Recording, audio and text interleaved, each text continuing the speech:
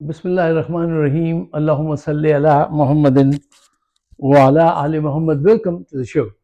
पहले मैं आपको, मेरे पास 3-4 खबरें हैं जिनका सिर्फ एक लाइन में आपको पढ़ के बता देता हूँ और फिर जिस मौजू पे बात करनी है उस पर तफसील से बात करेंगे। इमरान खान जीत गया है, फौज को सरेंडर कर देना चाहिए।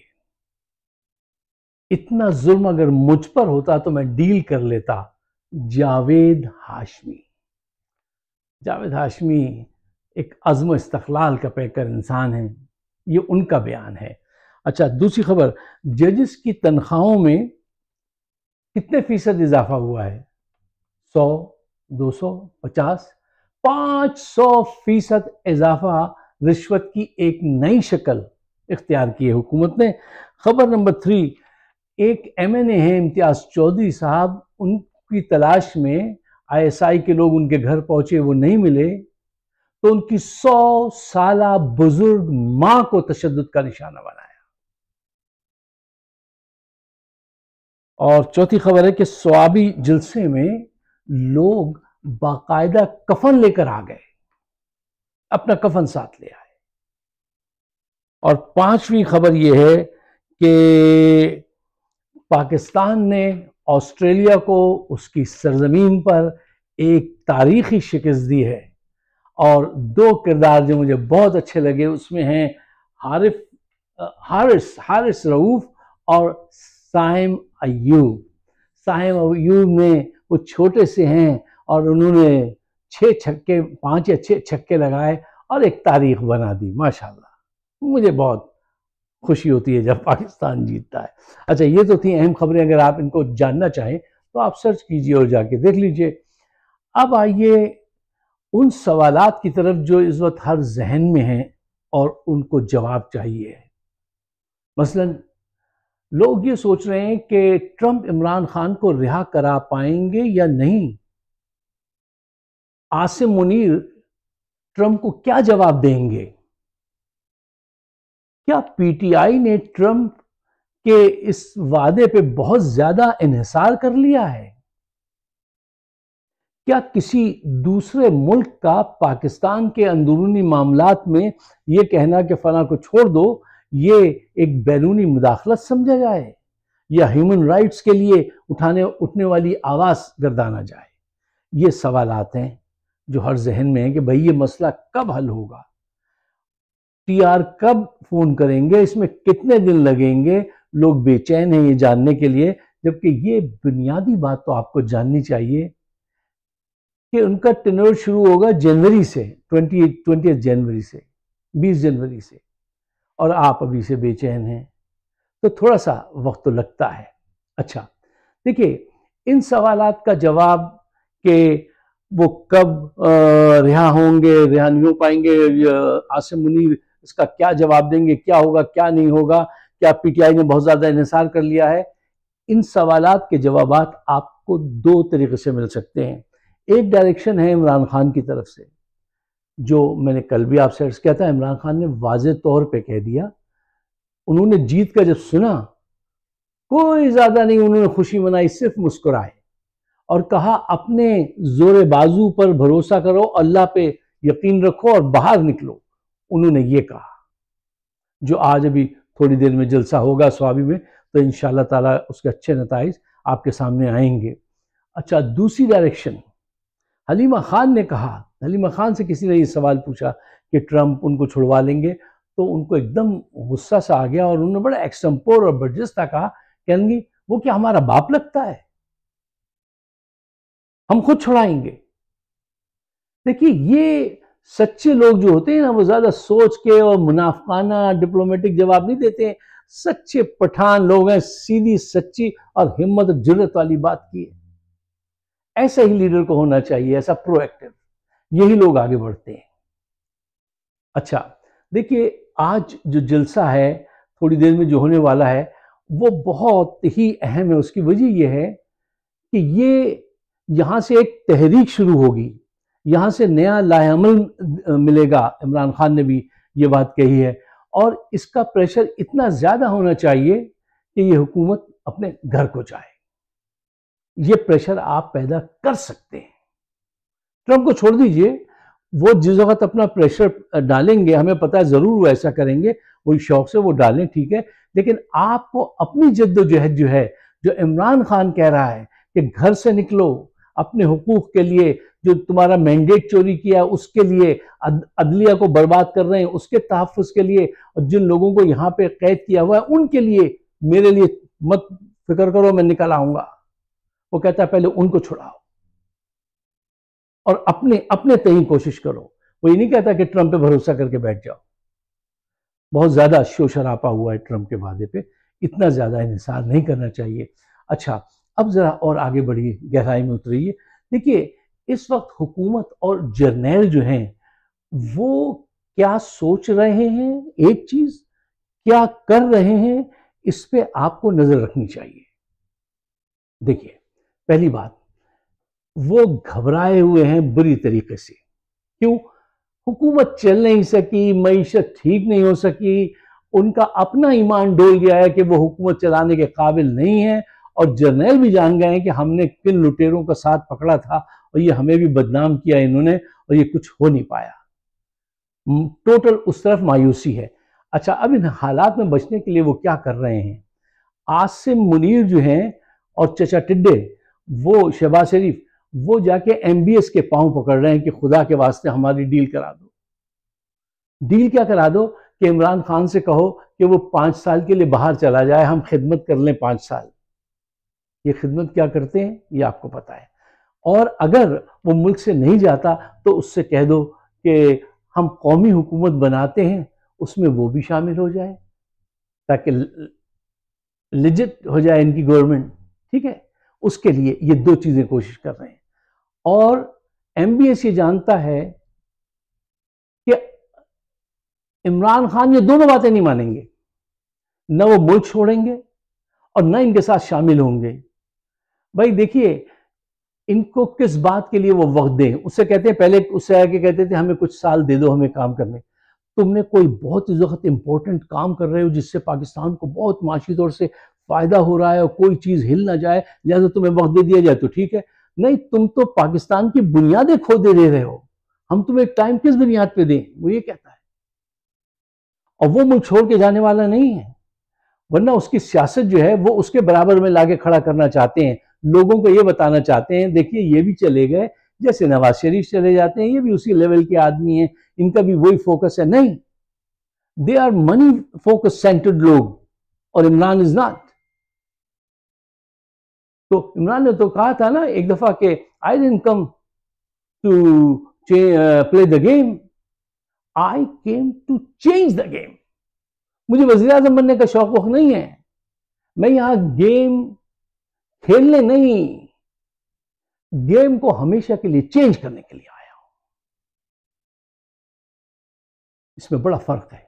अच्छा, ये दोनों बातें वो इनकी नहीं मानेंगे, और ये बात जो है इनको हर सूरत में सरेंडर करना पड़ेगा, जो इनकी बड़ी पुरानी आदत है, सरेंडर तो कर लेते हैं आराम से।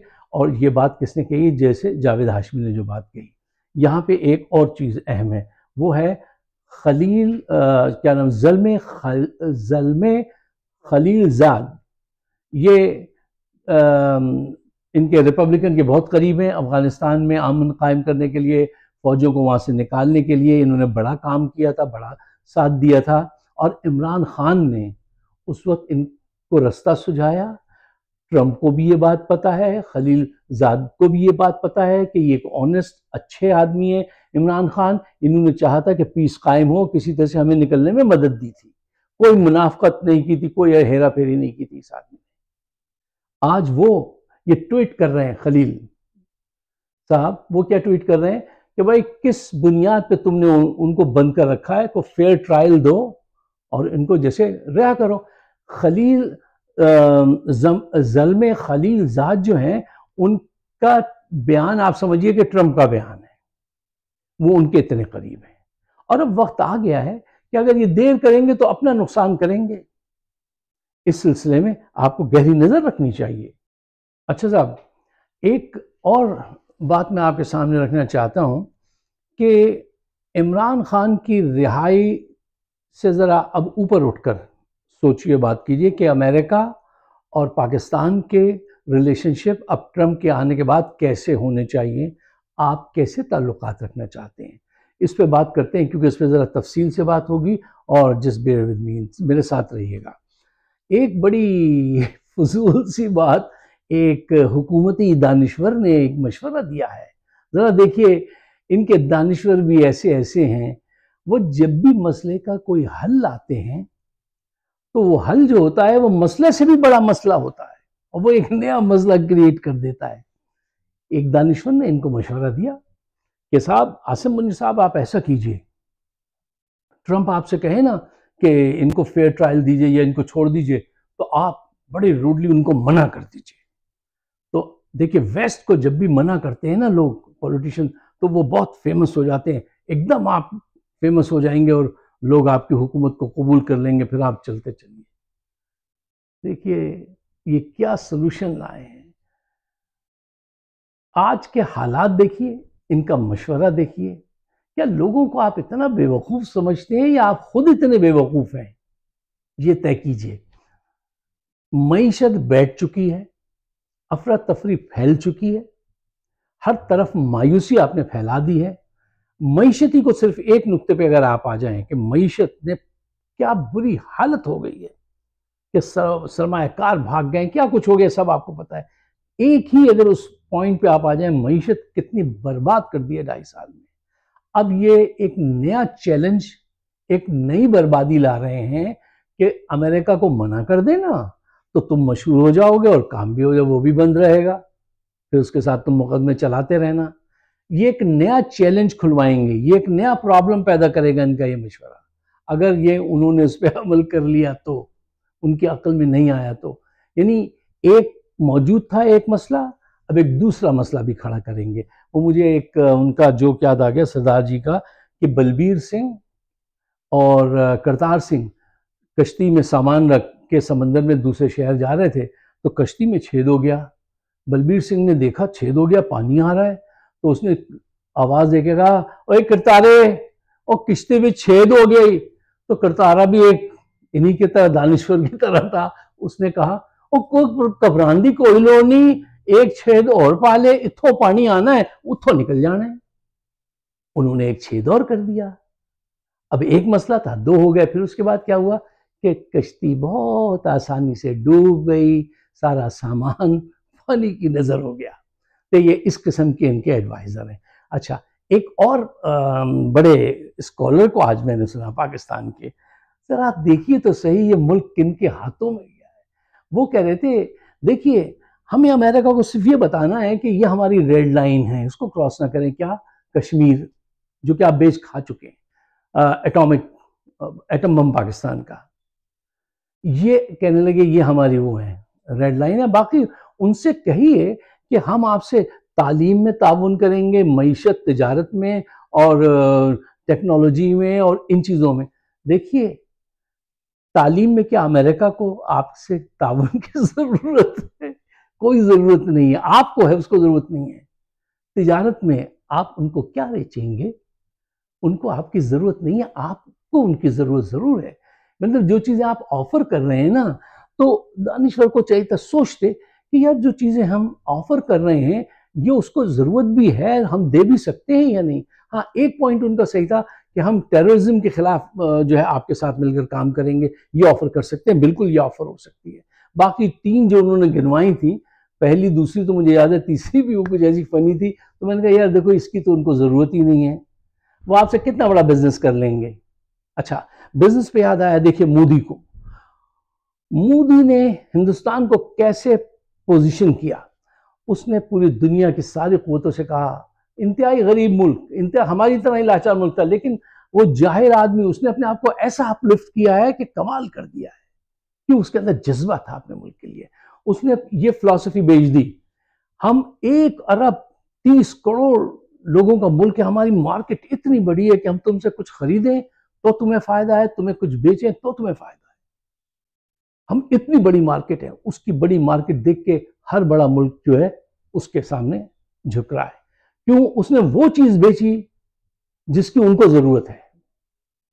हम वो चीजें कह रहे हैं, हम तुम्हारे साथ तालीम में और तिजारत और मईशत इसमें कॉपरेशन करेंगे। यार उनको ये चीज़ें थोड़ी चाहिए। अच्छा, आपकी पोजीशन क्या हो सकती है? आपको अपने आप को कहाँ पोजीशन करना चाहिए जिसकी उनको ज़रूरत हो, ना कि आपको ज़रूरत हो, या इतनी सी हो आप उनको ज़रूरत पूरी कर सकें। वो है आपकी जो लोकेशन है वो इंतहाई अहम है। आप मुझे एक बात सोच के बताइए, पूरी दुनिया में कितने 100, 150, 193 कोई कहता है ममालिक में सबसे बड़ी अमेरिकन एम्बेसीज कहाँ हैं? पहली गालिबन इराक में और दूसरी सबसे बड़ी एम्बेसी पाकिस्तान में है जनाब। जी, क्यों इतनी बड़ी एम्बेसी पाकिस्तान में क्यों है? यहाँ वो आम खाते हैं, यहाँ आम के दरख्त लगा रखे हैं वहाँ पे। क्या प्लेजर उनको यहाँ से मिलती है?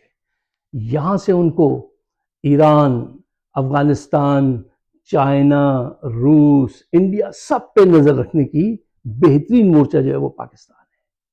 यहाँ से वो अपने सारे काम करते हैं। ये जगह जो आपका स्ट्रेटेजिकल जो मूव होने चाहिए, आपकी जो जगह है, ये आपकी जो लोकेशन है पाकिस्तान की, उससे आप अच्छे ताल्लुकात रखकर बिलियंस ऑफ डॉलर कमा सकते हैं उनके साथ। आपने कभी उनसे पैसे मांगे इस सिलसिले में? कोई ऐसा प्लान बनाया? उनके करीब आए? इन्होंने तो कोई प्लान नहीं बनाया। उन्होंने जगह जितनी खरीदनी थी कहीं उन्होंने फौरन जाकर उनको बेच दी, ठीक है, उसके अलावा कोई शर्त नहीं।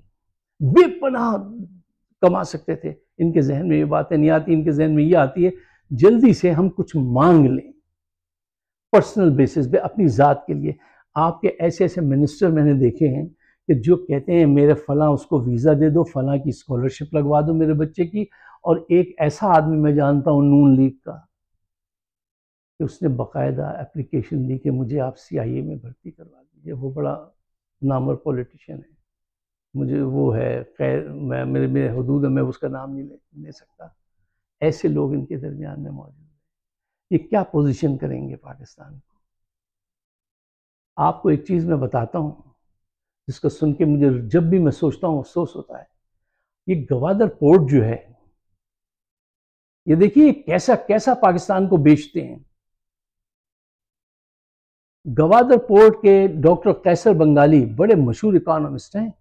उन्होंने इस्तीफ़ा दिया इनकी हुकूमत से, शहबाज शरीफ की, और उन्होंने उसके बाद बताया कि जब मैंने ये देखा गौर से तो पेपर्स तो मुझे पता चला गवादर पोर्ट्स के शेयर्स जो हैं वो 91% चाइना के पास हैं, पाकिस्तान के पास सिर्फ 9% है।